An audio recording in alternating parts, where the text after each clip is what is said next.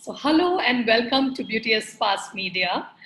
We are honored to have with us today Anna Dycheva.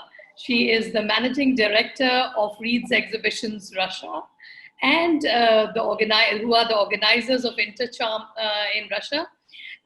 She's been a member of InterCHARM for the last 20 years and building, brick by brick, the largest beauty event in Eastern Europe.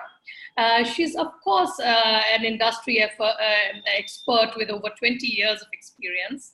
So welcome, Anna, to Beaute Espace Media. Hi. And hi, I'm honored to have you here. So, Anna, how are you?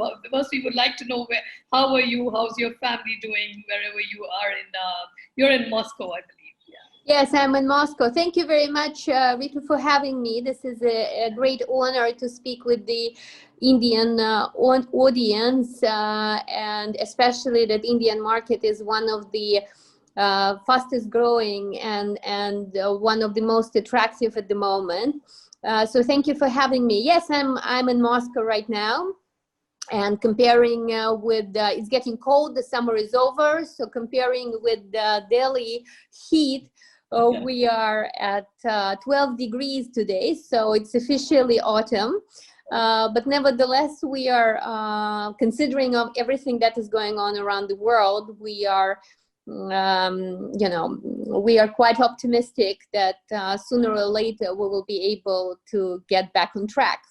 Fantastic.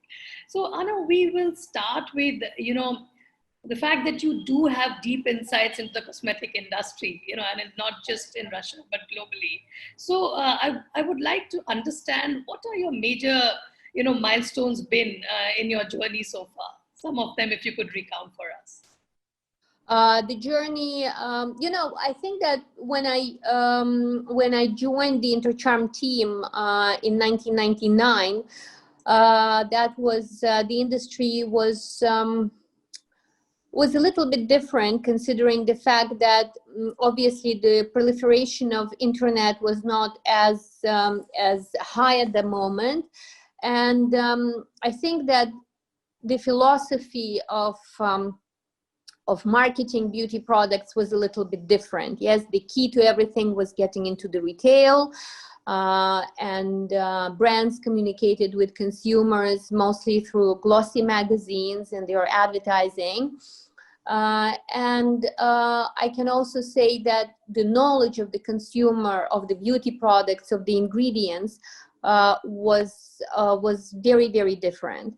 So we can say that all members of this transaction were in a totally different stage of knowledge and with different levels of access to each other. It was very interesting to see how in the past 20 years, the channels of communication, the channels of distribution, the channels to give feedback to the brand about the product, and from the brand to deliver the message to the consumer have changed tremendously. So it is a gigantic step towards transparency, the speed of communication, and the level of knowledge of the consumer of the products, of the ingredients, is also fascinating. So I think that the journey that we have traveled together was also that most of the markets, and I'm judging this from InterCHARM, that most of the markets were very local.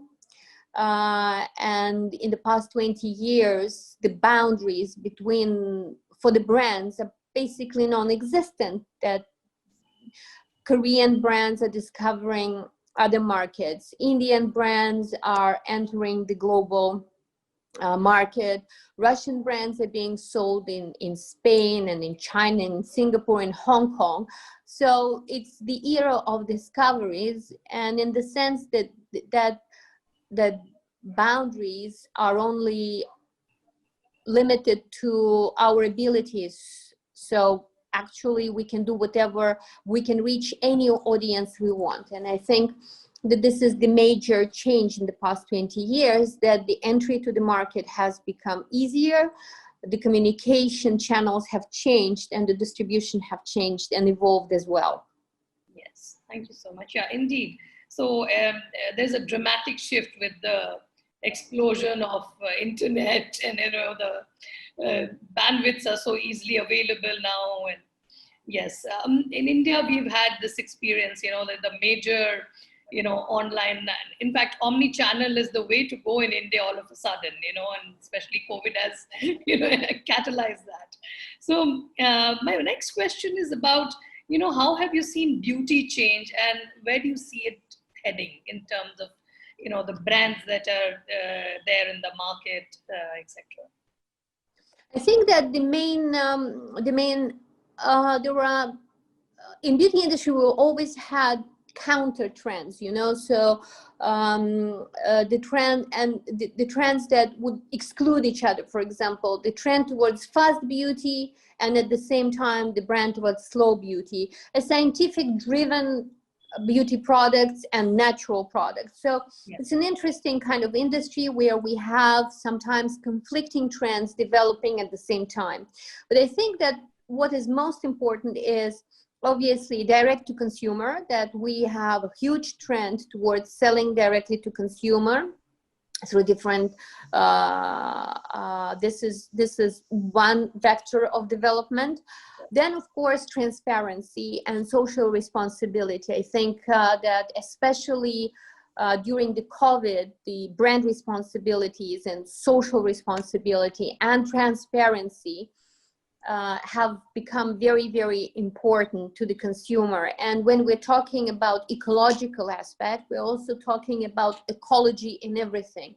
Ecology in communication with consumer, ecology in the way, corporate ecology, how you treat your employees, how you treat your suppliers, how you treat nature. So we're talking about very holistic approach towards transparency, and that consumers want to make a choice, an informed choice, that they're buying this product not only because it looks nice, but also that there is a certain philosophy behind that brand. So it not only attends to your needs, but it's also good to the environment, it's good to the nature, it's good to the people that work for this brand, and that it helps the society. So I think this is a very important general trend.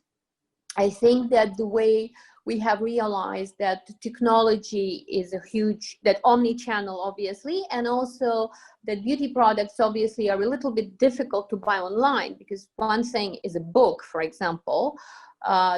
When you buy it online, it's easier than when you buy a cosmetic product, for example, because you want to smell it, you want to see the texture of the product, you want to feel it, you want to see how it looks on you. So obviously different technological tools and digital tools that should help the consumer make a choice will become very, very important.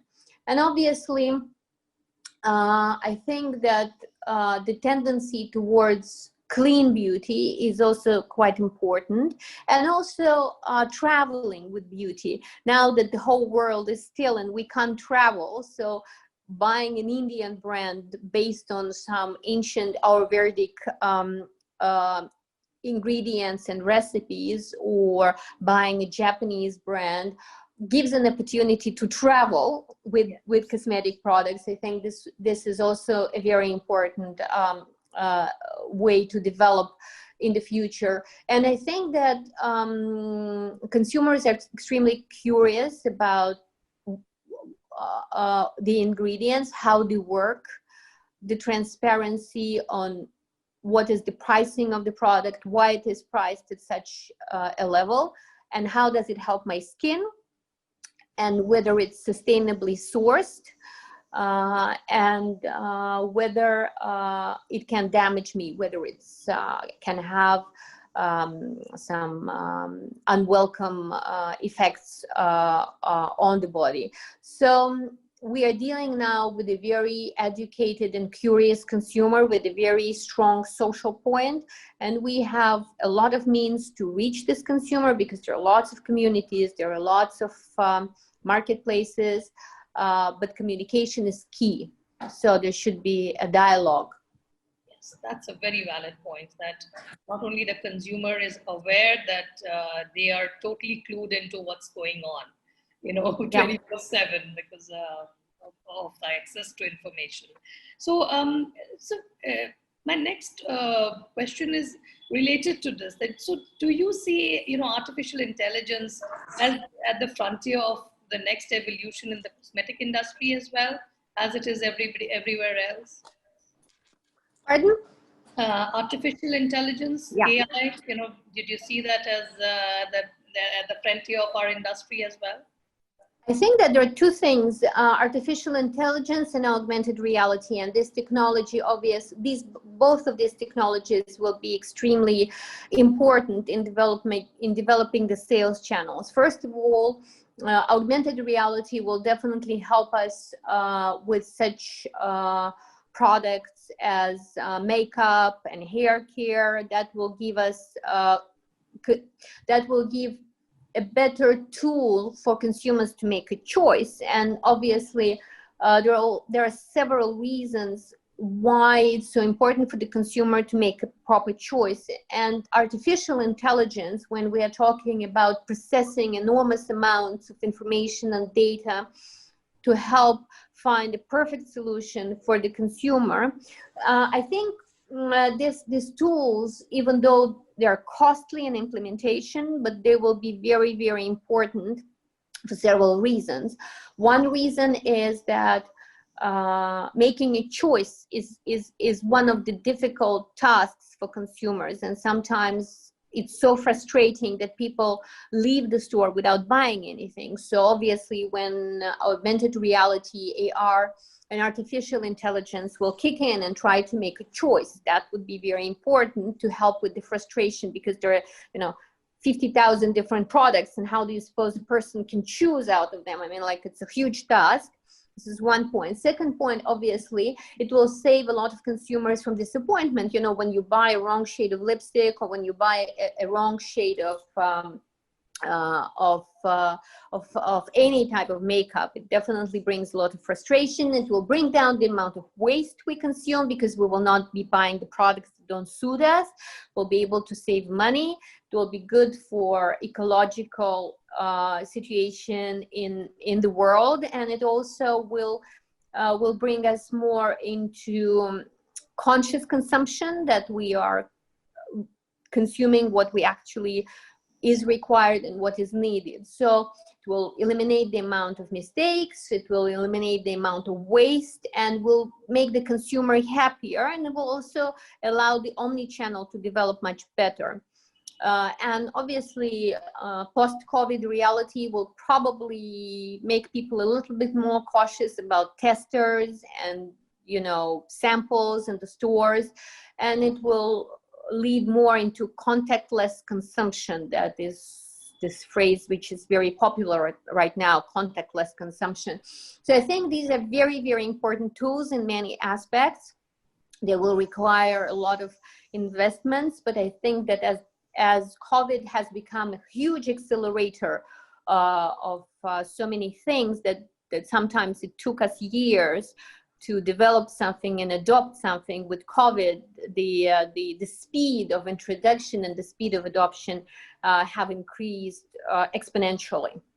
Yes, absolutely. So do you see a lot of AI happening in Russia already, with brands and retailers applying it already? Well, mostly international brands are developing globally, and Russia is no exception.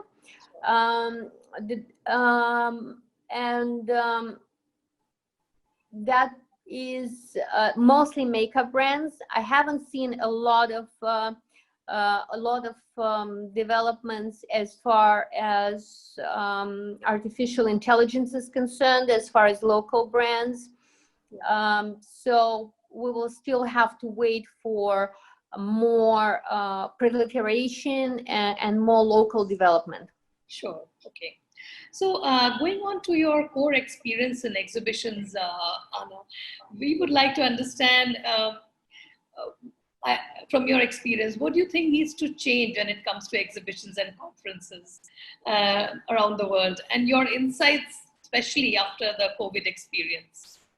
I think that if we're talking about exhibitions and face-to-face, I think that even though because of the COVID, we had a certain period of time where a lot of shows around the world were postponed, yeah, and a lot of activity went online.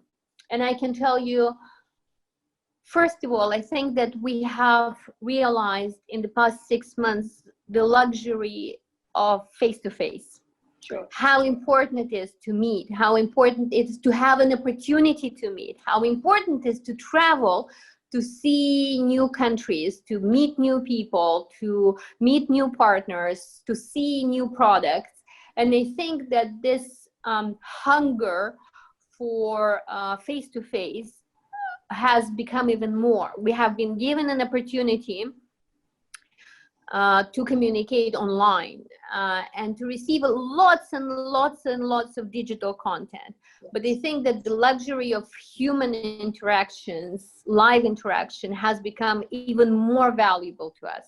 I think this is an important learning point, that these kind of, face-to-face meetings cannot be replaced, and trade fairs as points, as places where people from the industry, from different countries of the world can meet and interact, are very, very important and will continue to be important. I think this is a very important point that we have learned. Obviously, we need to look for more hybrid solutions that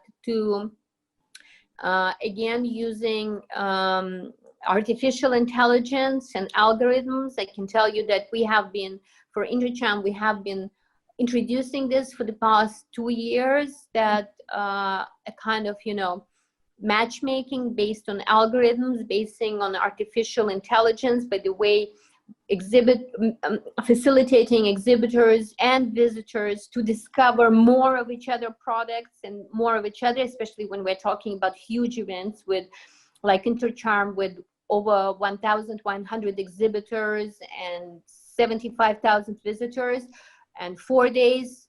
People want to maximize the quality of time that they're spending at the show. So artificial intelligence with recommendation mechanisms and matchmaking definitely helps. And we will be developing it even more. So hybrid solutions where artificial intelligence just helps us to save time and use time which we spend on site physically in a more valuable way. I think this will be very, very important. And the way we keep in touch post-show will also be supported by artificial intelligence. So I think that 2 points. One point is the luxury of face-to-face will be more precious to people and more valuable. And the second thing is that introduction of hybrid solutions that will allow to strengthen the value of the event with digital tools will develop further. Okay.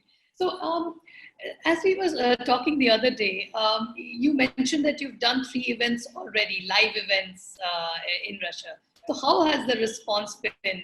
Other people, other visitors flowing in, other exhibitors started investing, because that would be very encouraging for the rest of us.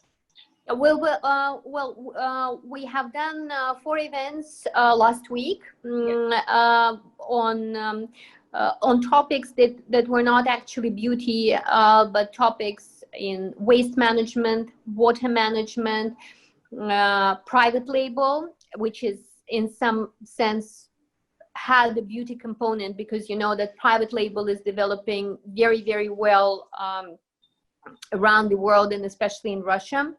And the 4th show was promotional souvenirs. And next week, actually not next week, on Wednesday, we are opening our commercial real estate event. And InterCHARM, our biggest beauty event in Eastern Europe, is scheduled for the 3rd week of October. But as far as the events that we held last week, I can tell you that people were hungry for human interaction, for getting in touch with each other.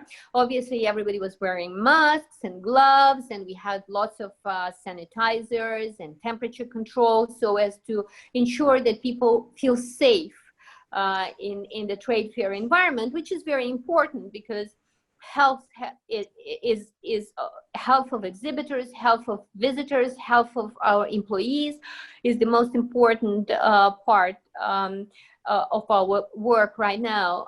I can tell you that the conferences, the communication on the booths, everything was accelerated, and actually a lot of clients came and thanked us that we have conducted the physical events, because they said that it was very important to give a new impulse to the development of the industries. It was important to renew some contacts. It was important to find new business contacts in the new reality. It was important to exchange ideas. So I think that trade fairs are an engine of restarting the business activity. And so we were very glad that our customers, exhibitors, and visitors realized the full potential of the events that we have given them and tried to restart the business activity that was slowed down by COVID. Okay, that seems like brilliant news for very positive news. Yeah. So coming to the product side, what do you think are the key innovations that you see today?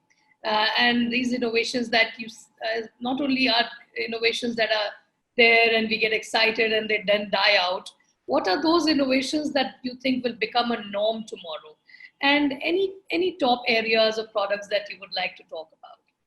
I think that the most welcoming innovations right now that are going to last are especially innovation in packaging and refills. So whatever makes the product more sustainable, more recyclable, less damaging to the environment. So I think all the initiatives and all the innovation in the sphere of ecological sustainability are the ones that are going to last, are the ones that are most appreciated by the consumer, and the ones that will have a huge impact on the future of the industry. This is one thing. Second thing, I think that everything that gives a consumer, a client, more trust in the product. So I think that home diagnostics of the quality of the skin and its hydration and these smart mirrors with augmented reality and artificial intelligence that will allow us to track the efficiency of the products, that would bring more trust to consumers. I think this is the innovations that will be challenging at one point, but at the same time will bring up the confidence of the consumers. And I think that the third is targeting the needs of the consumer in the different period of life. I think this is a very important innovations, and we are talking about several issues. What if we are stressed? What if we are very much into fitness? What if we're spending a lot of time behind the computer screen? What if we are going through hormonal changes, pregnancy or menopause? So these kind of products that will address the needs of the consumer in a particular period of their life, of our lives, I think these kind of innovations will be very, very welcomed, and now it's developing more. So I think that packaging and so ecological impact, environmental impact, sustainability, refills, that kind of thing. These are the innovations that will have a long-lasting effect and will be welcomed by consumers. Smart mirrors, and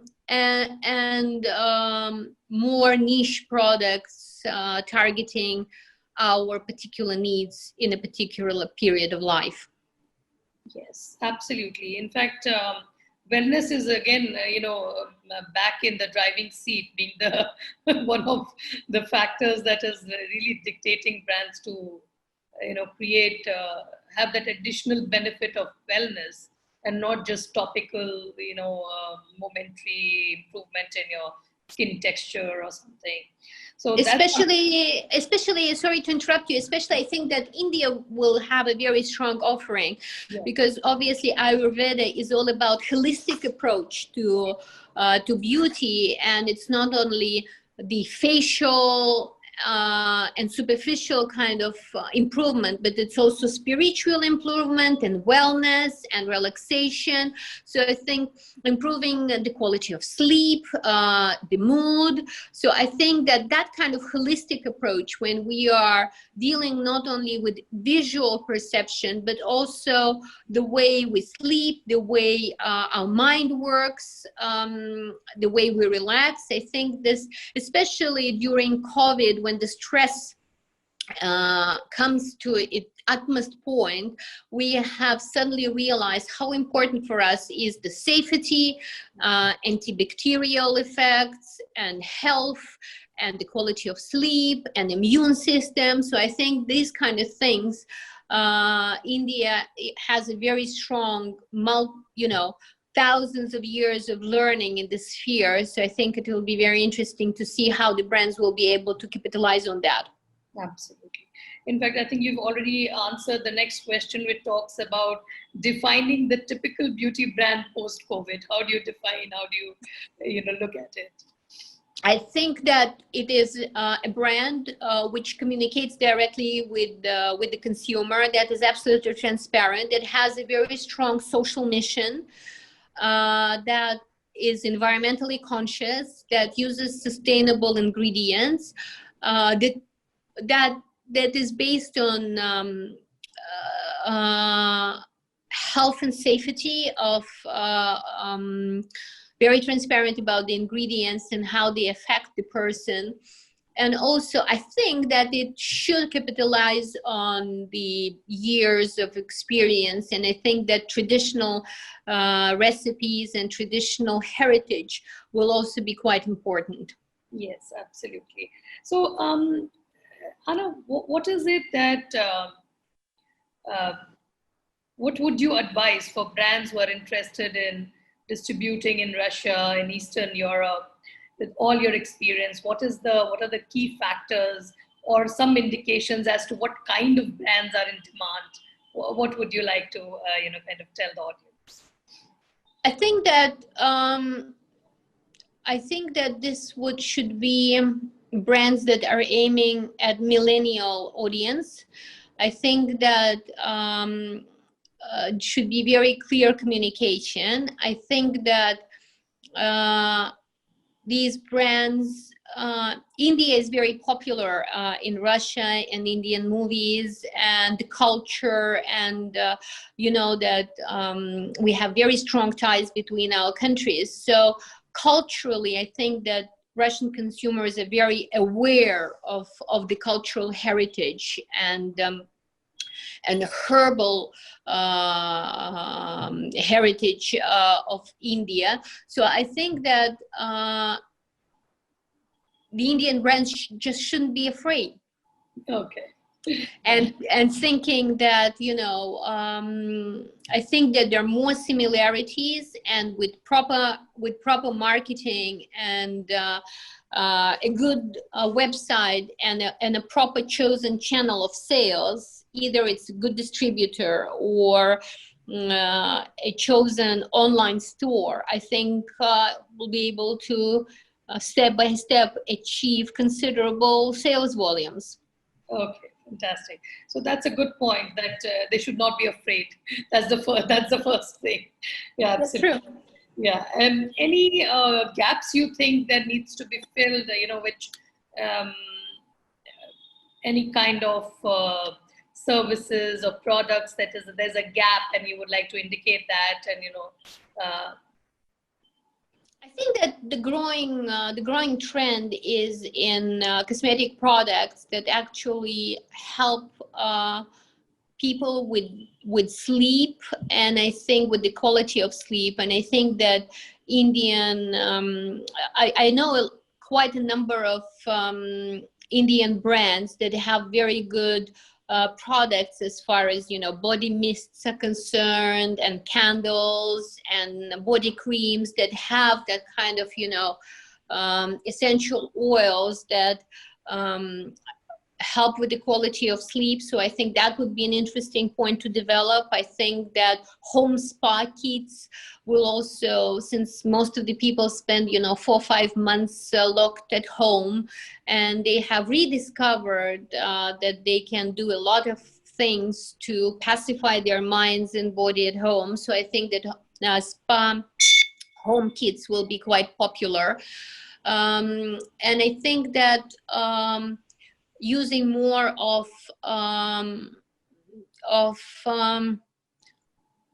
Ayurveda products, and especially some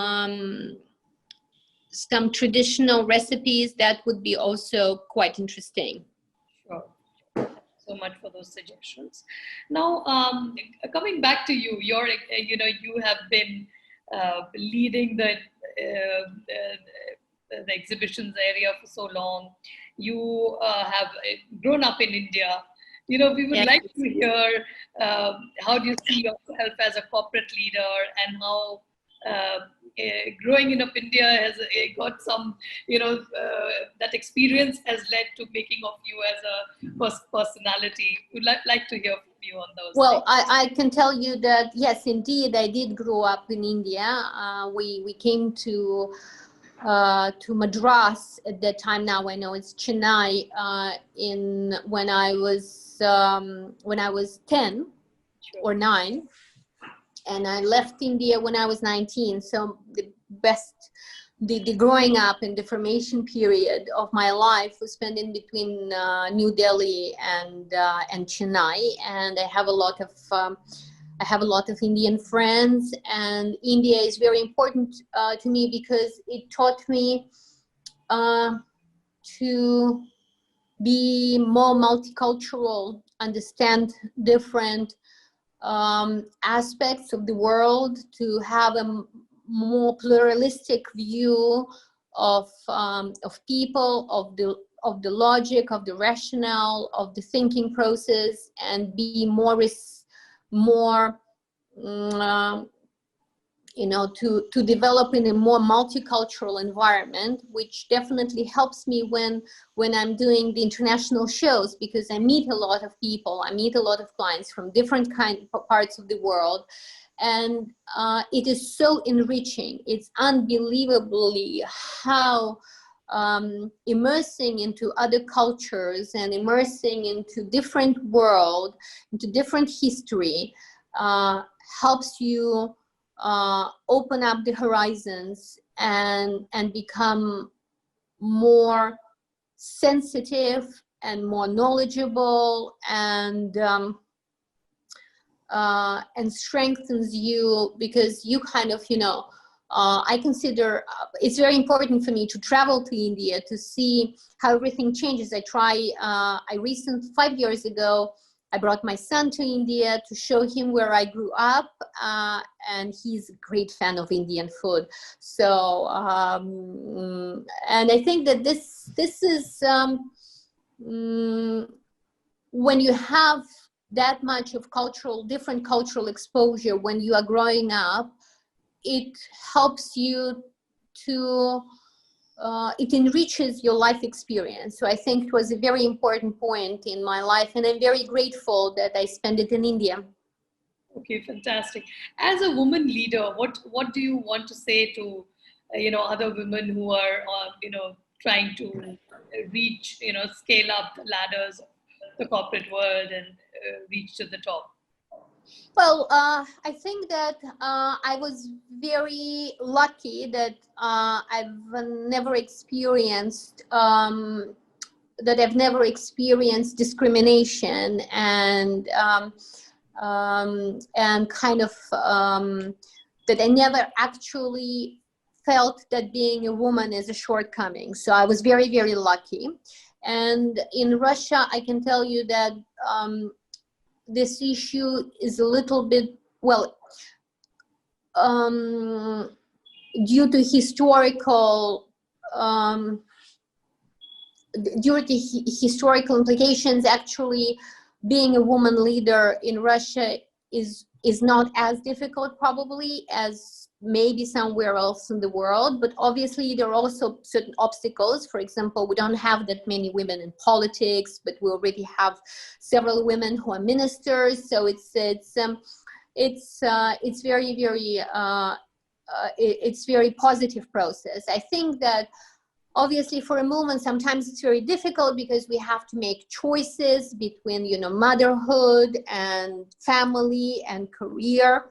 But I think that the most important thing is that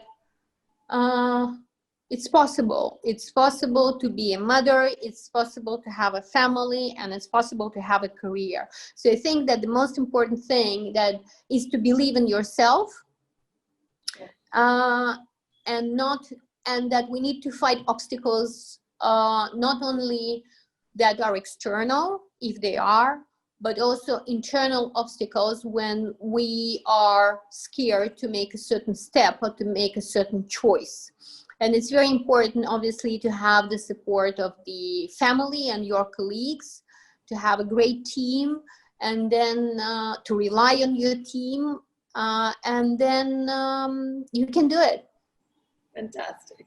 So those are very interesting tips you have just shared with us, you know, and with all our viewers, because our industry definitely, you know, comprises of a lot of lovely women out there and men.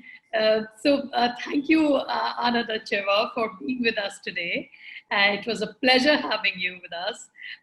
Stay safe and have a great day ahead. It's your, I believe that it's still day out there. You're starting your day. And also, let's stay connected. We would love to break a lot of news with you on Beaute Espace TV. Thank you so much for being with us today. Thank you very much for welcoming me, and welcome to Moscow, to Russia. We will be very glad to see some Indian brands, and I hope we'll be in touch. Thank you. Absolutely.